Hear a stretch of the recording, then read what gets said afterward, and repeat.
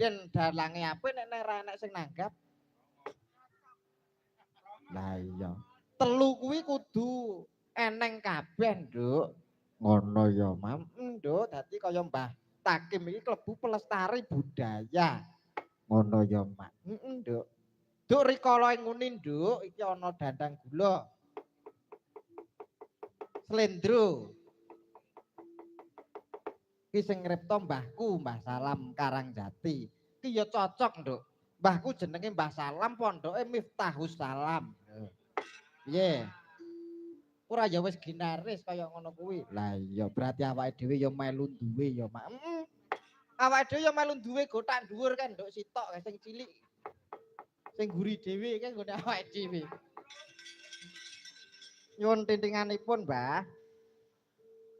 Doe nguni. Alah, alah. Dirungokne sik. Iki meng pemanasan kok, Nduk. Nah, wis. Doe nguni, ngono lho, Nduk. Heeh, cakepane kaya ngono. Heeh. Doe nguni. Alah, kuwi teko ndi, Mak? Teko Mekah, Nduk. Doe nguni.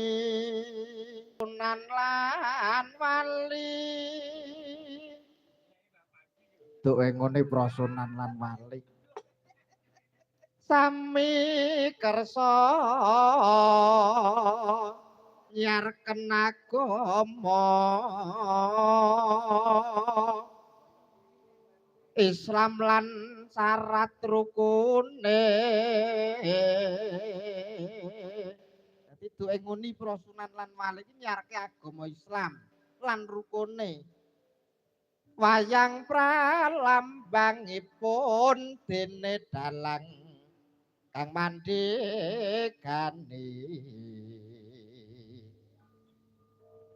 Wayangipun manungsa dalange Hyang Agung. Gong. Ya pas to Nduk karo gong.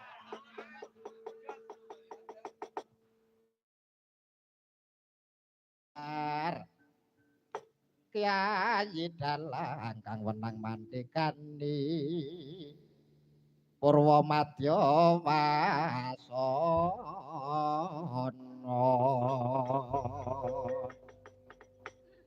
Dadi Duk ing nguni prosunan lan wali iki nyiarke agama lumantar wayang kulit, wayange manungsa dalange Hyang Agung.